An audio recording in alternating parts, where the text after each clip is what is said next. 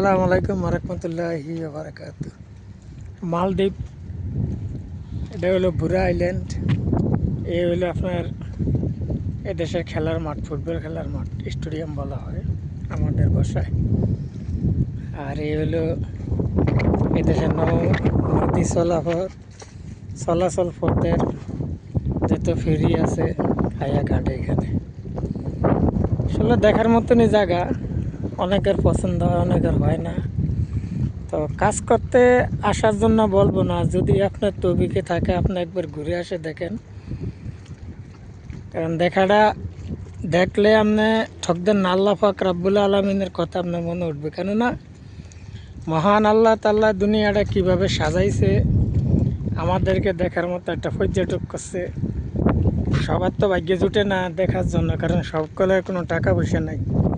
যাদের টাকা পয়সা আছে তারাই ভ্রমণ করতে পারে, তাদের ভ্রমণে আসে। তো আমি ওটাই বলবো যে আপনারা যার তৌফিক আছে দেখার জন্য একবার আসেন। আসলে বলতে পারবেন যে মালদ্বীপটা কত সুন্দর আল্লাহ পাক রব্বুল আলামিন সৃষ্টি করে রাখছেন। ওনার সৃষ্টি শুরু আছে, শেষ নাই। দেখার মতন, বলার মতো কোনো কায়দা নাই। কেননা আমরা যা দেখিনি তাও বিশ্বাস করেছি, যা দেখেছি তাও বিশ্বাস করেছি, কারণ ওনার সৃষ্টির কোনো তুলনীয় হয় না।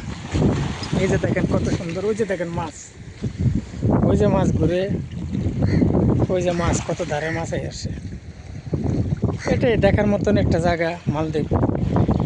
অত্যন্ত ভালো লাগে, অত্যন্ত দেখার মতো জায়গা।